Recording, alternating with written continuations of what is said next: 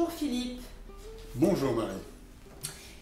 Philippe, aujourd'hui, nous allons parler d'un mot anglais, en tout cas qu'on utilise, et qu'on nomme le feedback. Oui. Alors, le feedback, qu'est-ce que c'est? Alors, moi je suis pas très fort en anglais, mais feed, c'est nourrir, back, en retour.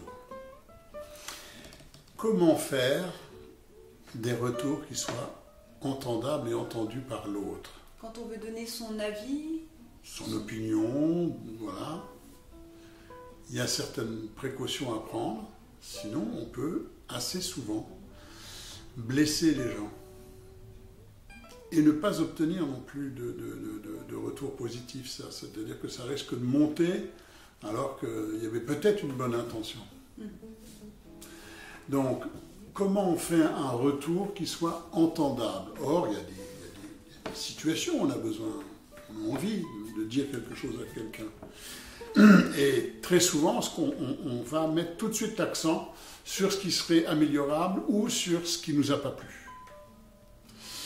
Du coup, la personne se referme comme une huître et on monte tout de suite dans le ton de l'agressivité. Et du coup, elle n'a même pas entendu, pour souvent, elle n'a même pas entendu, elle s'est protégée.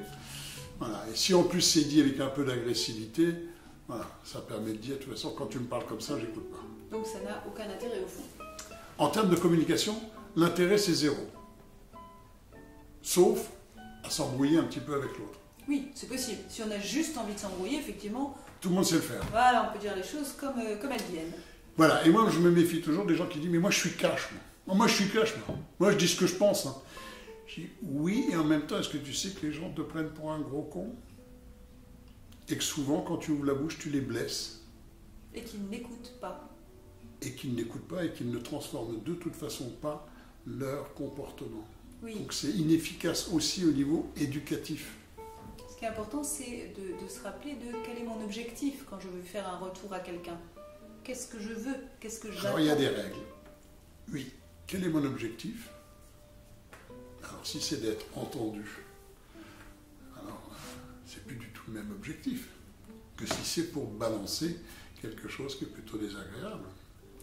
Donc les règles, elles vont être toujours les mêmes. Alors la première règle, celle-là c'est la plus difficile à respecter. Un retour se fait toujours à la demande d'une personne ou avec son accord. Ça, c'est de l'attention. Oui. Est-ce que la personne est prête à entendre ce que j'ai besoin de lui dire? Ou est-ce que moi j'ai juste besoin de décharger ce que j'ai à décharger sur ces godasses et puis de me barrer en courant? Est-ce qu'elle a envie d'entendre? Est-ce que c'est le bon moment pour qu'elle entende? Est-ce que je vais prendre la précaution oratoire de lui dire, est-ce que c'est d'accord pour toi que je te dise ce que j'en pense, ou de ce que tu as fait, ou de ce que tu me proposes? J'allais dire, ça ne mange pas de pain, et en même temps, ça change tout. Parce que si en face de moi, j'ai quelqu'un qui me dit, d'accord, c'est ok, puis qu'après, je fais un vrai retour, bien structuré, là, je vais avoir quelqu'un qui m'écoute et qui m'entend. Si je lui balance une vacherie au passage, ça a peu d'efficacité. Et ce ne sera pas entendu de toute façon. Donc la première chose, à la demande ou avec l'accord. C'est rare hein, que quelqu'un nous demande. C'est rare, mais c'est primordial, en effet. Et ça change tout dès le départ. Voilà, il s'est passé quelque chose avec un enfant, avec le conjoint. Est-ce que c'est d'accord qu'on revienne sur ce qui s'est passé au repas tout à l'heure? Si la personne me dit, ben non, là tu vois, je suis encore un peu énervé, on s'est un peu embrouillé, je dis c'est ok, est-ce que ce serait d'accord qu'on y revienne à un autre moment? Généralement, la personne va me dire c'est ok, demain, mais pas là, pas tout de suite. Ok. Qu'est-ce qui est important? C'est qu'elle m'écoute,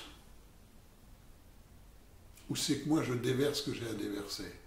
Et ça amène à la seconde règle importante, c'est que ce soit dans une relation gagnant-gagnant. Inévitablement. L'idée, c'est nourrir en retour. Donc c'est un rapport gagnant-gagnant et avec ou à la demande ou avec l'accord de la personne. Est-ce que c'est d'accord qu'on en reparle de ceci ou de cela? Bon. Ou la personne peut dire, bah, écoute, moi j'aimerais bien que tu me dises ce que tu as pensé de ma prestation, ou ce que tu as pensé du courrier que j'ai fait. Est-ce que c'est d'accord pour toi de me le dire? Donc ça, c'est vraiment la règle de départ. La deuxième chose,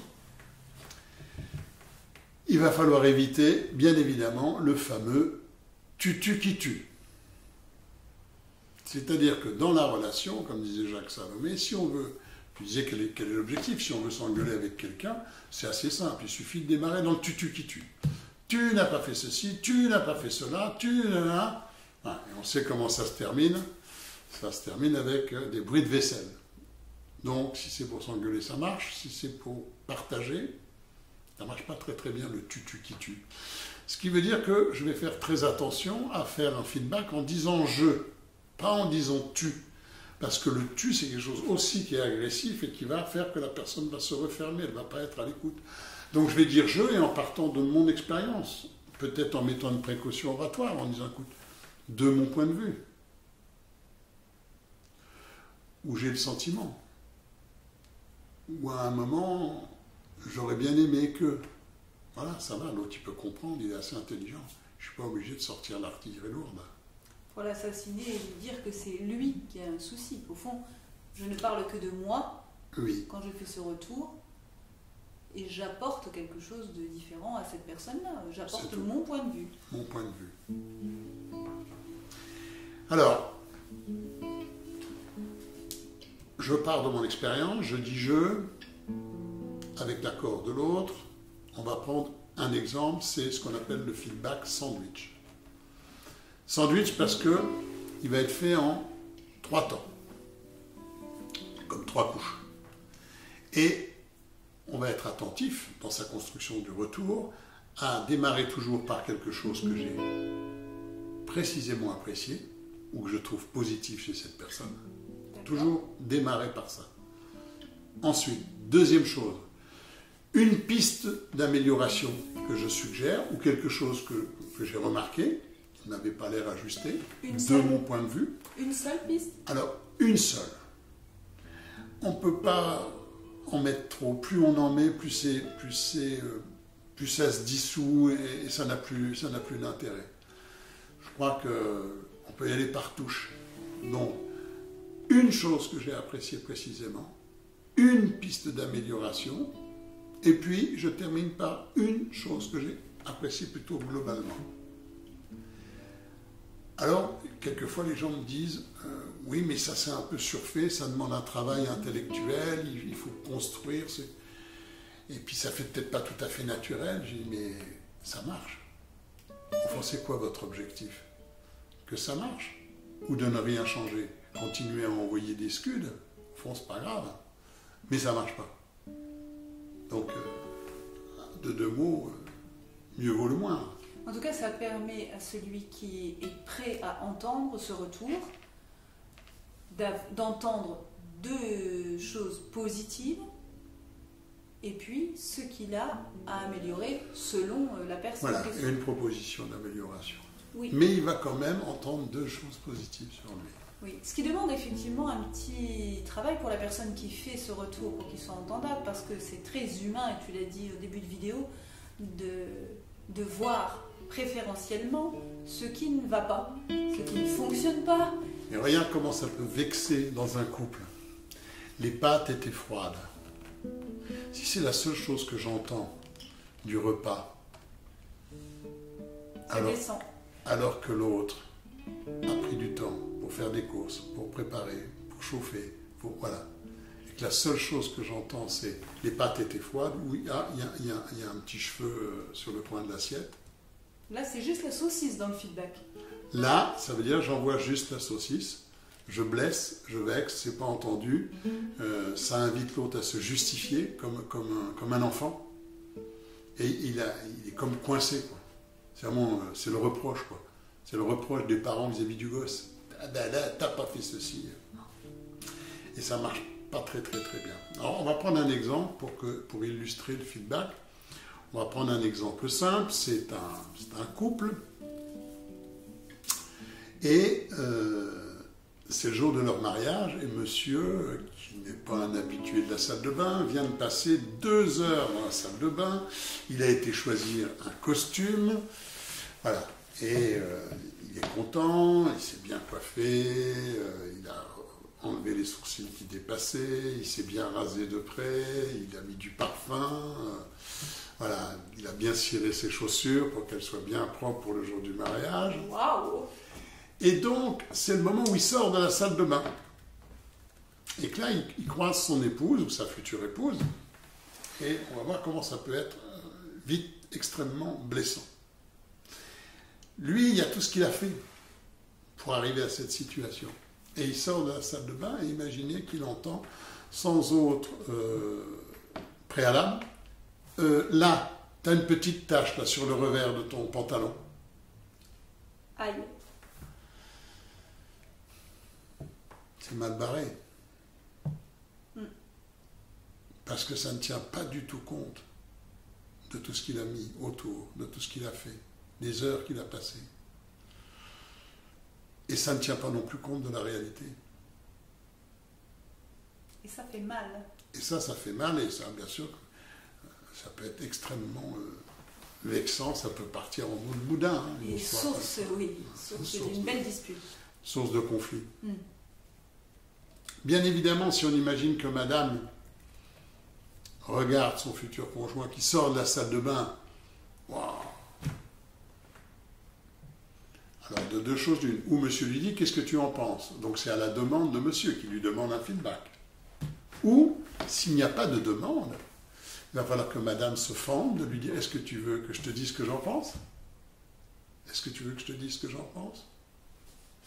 Et donc, si on part avec quelque chose de précisément positif, on pourrait très bien lui dire, écoute, voilà, moi je te trouve très beau.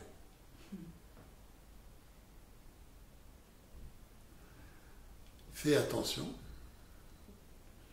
je crois qu'il y a une petite tache sur le revers